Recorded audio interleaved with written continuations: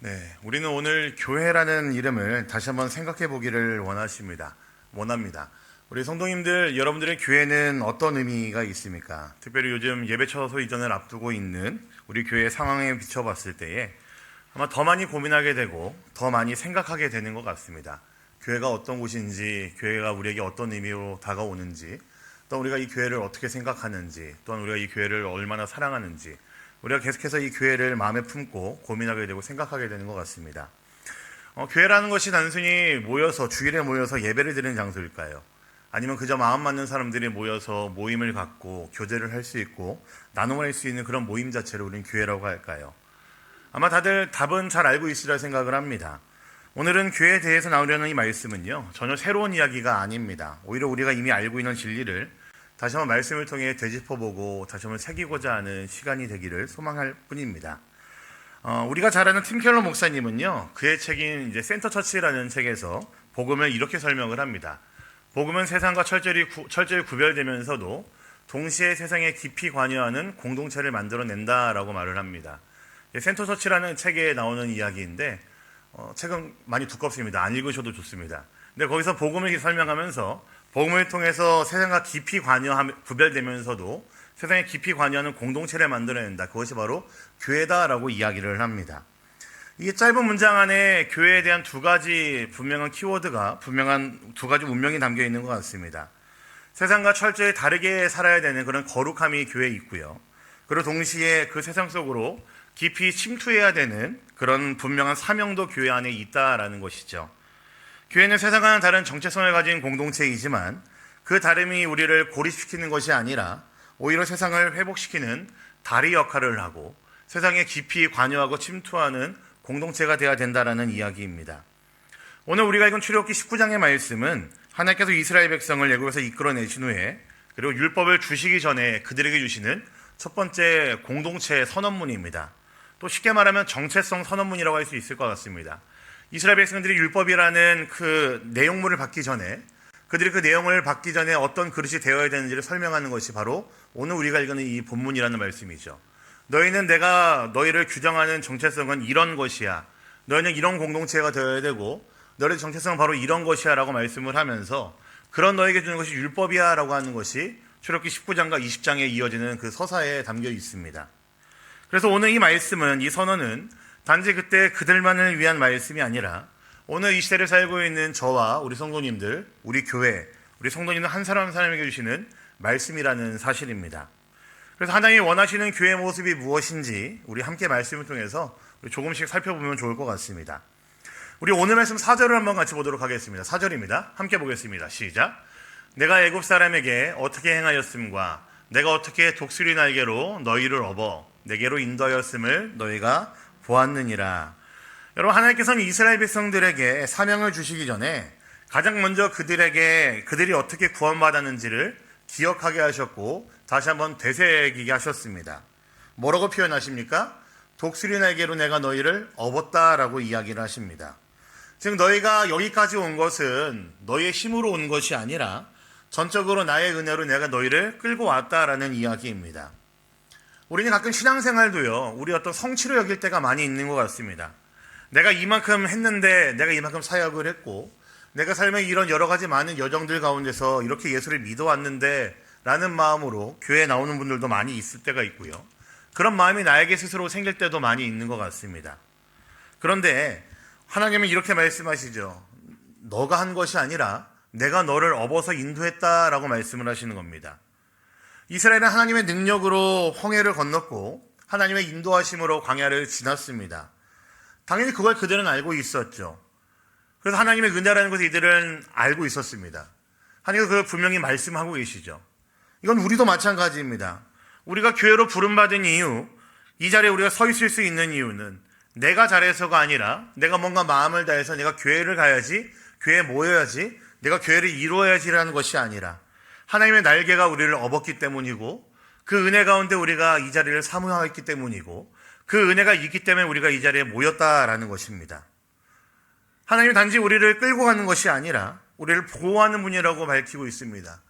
독수리 날개로 업듯이, 독수리 날개로 보호하듯이 마치 어미 독수리가 자신의 날개로 새끼 독수리를 업고 가듯이 하나님 우리의 인생의 거친 바람 속에서도 마음을 함께 나눌 수 있는 공동체로 우리를 인도하셨고 그것이 우리의 은혜임을 알게 하셨고 이 자리가 참으로 우리가 은혜 가운데 모인 자리라는 것을 알게 하셨다라는 것이죠.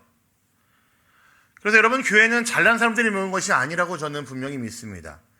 나는 하나님의 날개에 업혀서 여기까지 온 사람들입니다라는 고백이 있는 사람들의 모임이 바로 교회라는 곳입니다.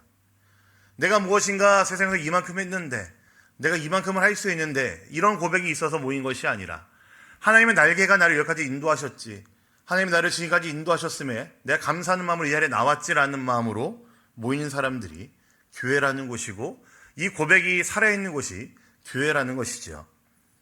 이 은혜를 기억하신다면은 우리 역시도 은혜를 흘려보내는 사람이 될 수가 있습니다.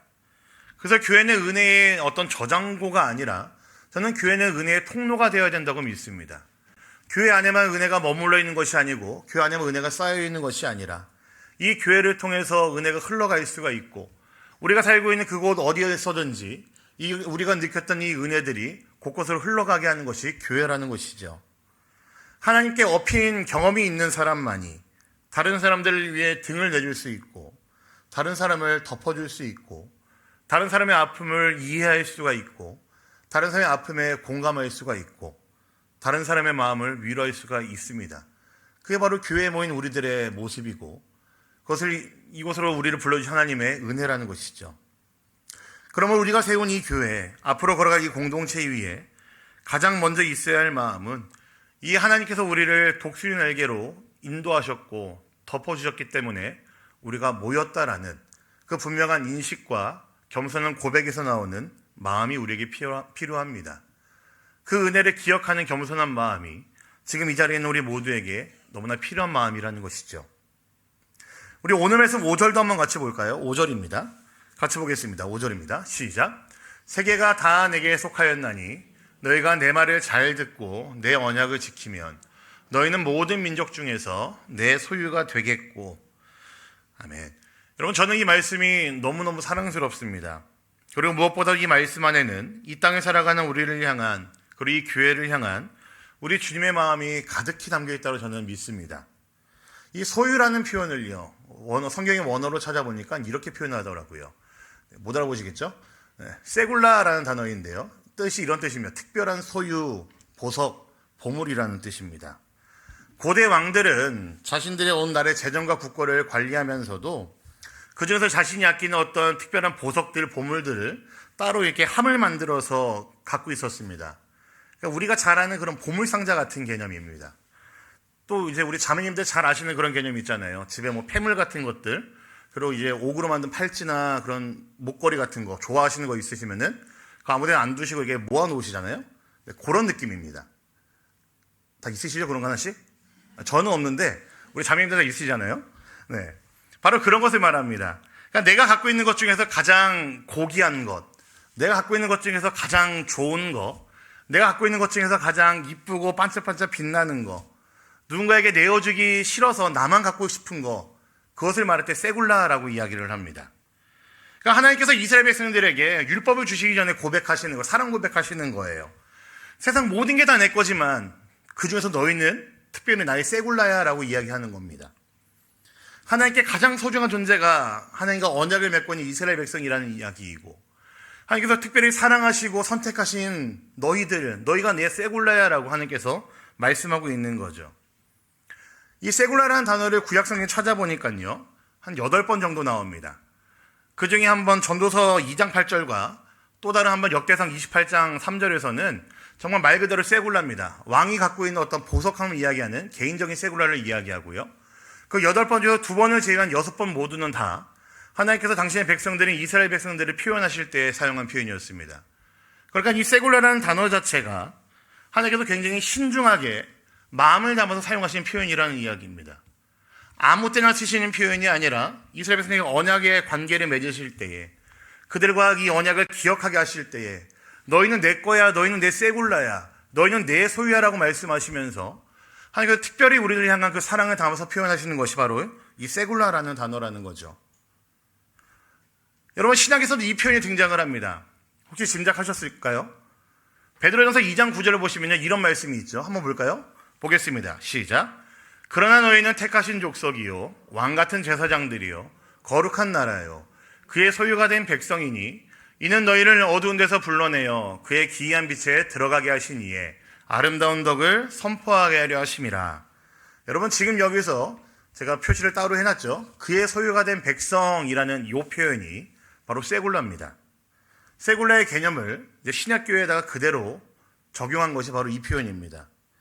이제 그리스도 안에서 예수를 믿는 모든 자들이 하나님의 특별한 소유, 세굴라가 되었다라는 이야기입니다. 여러분, 이 교회가, 우리가 세굴라입니다.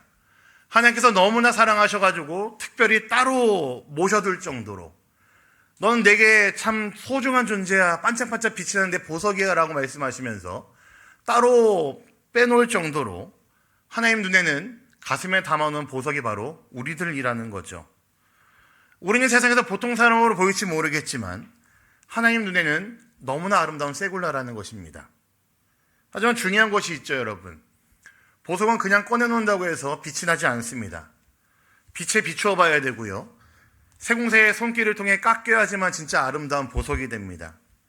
하나님께서 우리를 보석으로, 세굴라로 삼으신 이유는 아마 어두운 금고 안에 꼭꼭 숨겨두고 여기 안에만 처박혀 있어라는 뜻으로 부르신 것이 아닐 겁니다. 오히려 세상이라는 무대 위에 빛을 비추셔서 우리를 보석이 아름답게 빛나게 하시기 위해서 부르셨을 것이고, 그 무대 위에 이 보석을 아름답게 진열해 놓으시면서 이게 내 세굴라야, 이게 내 보석이야, 이게 정말로 내가 사랑하는 거야 라고 보여주시기 위해서 아마 우리를 부르셨을 것입니다. 그 보석을 통해 세상의 아름다움이 퍼져나가게 하기 위함이실 것이고, 그 아름다운 세굴라를 통해서 비춰진 그 빛들이 아름답게 세상에 오색으로 아름다운 형형색색으로 빛나기를 원하셨기 때문에 하나님께서 우리를 보석으로 부르셨겠죠. 너무나 아름답지 않습니까? 옆에 계신 분들이 참으로 아름다운 존재이고요. 우리 교회가, 우리 공동체가 참으로 하나님 보시기에 아름다운 공동체라는 분명한 확신이 있습니다. 한번 옆에 보시겠어요? 너는 나의 세굴라가 아니구나. 세굴라입니다. 한번 해보실까요? 네. 얼마나 아름답습니까? 함께 모여서 예배할 수 있고 찬양할 수 있고 우리의 모임 가운데 성령을 말미암아 예수의 이름을 부르짖을 수 있고, 하나님께서 이 공동체를 향한 그 사랑과 뜻을 담아 놓으셨기 때문에 세상에서 우리가 보석으로, 세굴라로 살아갈 수 있다는 것이 참으로 하나님의 아름다운 우리를 향한 사랑이고 우리를 부르심이겠죠. 또 보석은요, 이 세공세의 손길을 거쳐서 깎였을 때 비로소 진가를 발휘하죠. 하나님은 우리를, 이 교회를 보석을 부르셨기 때문에 때로는 우리의 모난 부분들도 깎아내십니다. 우리의 자존심을 깎으실 때도 있고요, 혈기를 깎으실 때도 있고요, 세상적인 욕망도 꺾으실 때가 있죠. 아프죠. 때로는 고통스럽습니다. 하지만 그 깎임의 시간을 통과해야만 우리는 하나님의 성품을 온전히 반사시킬 수 있는 아름다운 보석이 될 수 있을 것입니다. 그래서 하나님은 때때로 우리의 삶의 모난 부분들을 깎아내십니다. 자존심을 깎고 욕심을 덜어내고 때로는 참 모질게도 상처를 허락하실 때도 있습니다. 하지만 고통스럽지만 그 시간들이 지나야지 우리는 진짜 하나님 보시기에 아름다운 보석이 된다라는 겁니다. 그 시간들이 우리에게 있어야지 우리는 참으로 세상에서 빛날 수 있는 세굴라가 된다라는 것이죠. 여러분, 교회는 그런 사람들이 모인 곳입니다. 완벽해서가 아니라 하나님의 손에 다듬어져 가는 사람들이 모인 곳이고, 우리 자체가 너무나 아름답긴 하지만 그 자체는 빛이 날 수 없기 때문에 깎아내고 모난 곳들은 깎으면서 그렇게 아름답게 서 있는 사람들이 모이는 곳이 바로 이 교회라는 곳입니다. 그 모인 우리 보석들을 통해서, 빛을 통해 하나님의 영광을 반사하는 공동체가 바로 우리들이라는 사실입니다. 이게 얼마나 우리에게 자부심이 되는 표현입니까? 세상에서 우리가 그저 그런 모임으로 끝나는 것이 아니라 하나님께서 너무나 아름답게 쓰놓은 보석들 가운데 하나가 우리들이고, 그걸 우리들이 모여있는 공동체를 통해서 하나님께서는 세상에 교회가 있음을 알게 하실 것이고, 하나님 당신의 성품이 무엇인지를 보여줄 것이고, 우리의 모습을 통해서 이 땅 가운데에 교회가 참으로 아름답다라는 것을 하나님께서 보여주실 것입니다. 우리 6절 말씀도 함께 같이 볼까요? 6절입니다. 같이 보겠습니다. 시작. 너희가 내게 대하여 제사장 나라가 되며 거룩한 백성이 되리라. 너는 이 말을 이스라엘 자손에게 전할지니라. 하나님은 이스라엘을 제사장 나라로 부르셨습니다. 여러분, 제사장이 어떤 사람인지 아십니까? 하나님과 사람 사이를 잇는 존재가 제사장입니다. 하나님의 뜻을 백성에게 전하고 백성의 죄를 대신 지고 하나님께로 나아가는 중보자가 바로 제사장이죠. 놀랍게도 이 말씀은요, 오늘날 교회, 곧 우리들에게 그대로 적용이 가능한 말씀입니다. 우리 방금 읽은 말씀인데요. 베드로전서 2장 9절과 10절 말씀 한번 같이 보도록 하겠습니다. 2장 9절부터 10절입니다. 보겠습니다. 시작.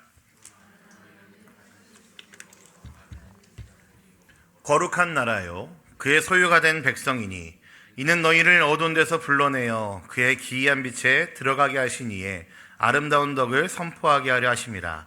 너희가 전에는 백성이 아니더니 이제는 하나님의 백성이요, 전에는 긍휼을 얻지 못하였더니 이제는 긍휼을 얻은 자니라. 아멘. 여러분, 교회의 정체성이 여기에 담겨 있습니다. 교회는요, 세상과 하나님 사이를 잇는 제사장 공동체가 되어야 됩니다. 그래서 오늘 우리에게도 이 사명이 고스란히 주어지고 있습니다. 우리의 일상은 그래서 단순한 일상이 아니라요, 우리의 자리가 바로 제사장으로 살아갈 수 있는 사명의 현장이라는 사실입니다. 직장에서, 가정에서, 또한 친구들 사이에서, 우리가 만나는 그 모든 만남들 사이에서 하나님의 성품을 온전히 드러낼 수 있고 보여줄 수 있는 그런 사람이 되어야 된다는 거죠.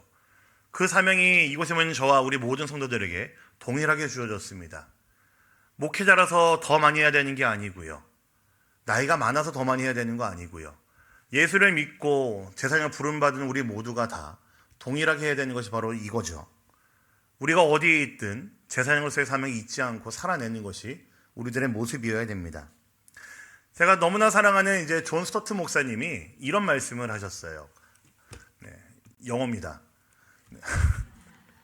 We are in the world, but not of the world라고 써 있습니다. 우리는 세상 안에 있지만 세상에 속한 존재는 아니다라고 존 스토트 목사님이 얘기하셨습니다. 여러분, 교회는 세상과 구별된 정체성을 가지고 있지만, 처음에 말씀드렸던 팀 켈러 목사님의 이야기와 함께 이야기하자면요, 교회는 세상과 구별된 정체성을 가지고 있지만 동시에 그 세상 안에서 살아야 됩니다. 어쩔 수 없습니다. 하나님께서 세상 속으로 교회를 부르셨기 때문에 그렇습니다. 그런데 바로 그 자리에서 우리는 하나님의 뜻을 보여줘야 되는 사람들이고, 바로 거기서 교회가 어떤 곳인지를 세상에게 보여줘야 되는, 진면목을 보여줘야 되는 사람들이 바로 저와 여러분들이라는 거죠. 우리가 일상 속에서 정직하게 말하고 누군가의 마음에 귀 기울여주고 위로해주고 공감해주고 용서해주고 품고 섬길 때에, 이런 그것이 바로 제사장의 삶의 모습입니다. 내가 다른 사람보다 조금 더 정의롭게 살 때에, 다른 누구보다 더 누군가를 사랑할 수 있을 때에, 내가 참 용서하기 싫은 사람이 있지만 용서해보기로 마음이라도 한번 먹었을 때에, 여러분, 이게 제사장으로서의 모습이라는 것입니다. 많이 거창한 거 아니고요, 하나님께서는 우리들의 그런 일상을 통해서, 삶의 모습을 통해서 이 세상 가운데 교회의 모습이 드러나길 원하시고 그를 위해 우리를 부르셨다라는 것이죠. 여러분, 우리는 예배당 안에서만이 교회가 아닙니다. 삶의 자리에서 하나님의 빛을 들고 살아가는 존재들, 그것이 바로 교회입니다.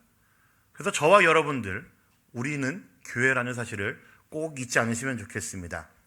말씀을 마무리하겠습니다. 사랑하는 우리 모든 성도님들, 오늘 출애굽기 19장을 통해서 하나님은 우리에게 교회의 정체성을 분명하게 말씀하십니다. 우리는 하나님의 은혜에 엎인 사람들이죠. 우리는 하나님의 가슴에 새겨진 보석, 세굴라입니다. 세상 속에서 하나님을 드러낼 수밖에 없는, 드러내야만 하는 제사장으로 우리는 부름받았습니다. 교회는 건물이 아니라 바로 이 은혜를 기억하고 세상 속에 빛을 비추며 하나님의 사랑을 품고 살아가는 사람들을 이야기합니다.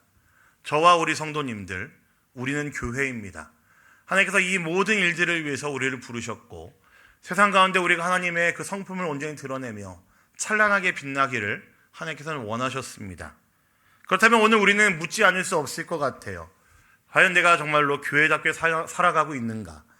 우리 공동체는 세상 속에서 하나님의 빛을 드러낼 수 있는 세굴라로 살고 있는가? 나와 함께하는 우리 모든 나의 지체들, 형제와 자매들은 과연 어떤 마음으로, 우리들 이야기의 모든 주제는 어디에 초점이 맞춰져 있고, 우리는 과연 무엇을 바라보고 살아가고 있고 함께 걸어가고 있는가? 여러분, 이런 질문들이 우리에게 생기지 않을 수가 없습니다. 예배당을 떠나서 삶의 자리로 나아갈 때에 세상은 분명히 우리를 통해서 하나님을 보게 될 것입니다. 하나님은 오늘도 우리를 통해 하나님의 나라를 세상 가운데에 보여주기를 원하시고 우리의 삶을 통해서 하나님 나라가 임하고 사실임을 보이기를 원하십니다. 우리 모두의 삶 가운데에서 하나님의 그 은혜가 가득히 임하기를 소망합니다. 이제 여러분 교회로 살아가십시오. 여러분이 있는 곳이 곧 교회가 되기를 축복합니다. 여러분의 삶의 모습을 통해서 하나님의 살아계심을 드러낼 수 있고 정말 영광스러운 하나님의 그 은혜가 있음을 확실하게 보여줄 수 있는 우리 모두의 일상이 되기를, 아주 작은 하루하루가 되기를 우리 주님의 이름으로 간절히 부탁드립니다. 아멘.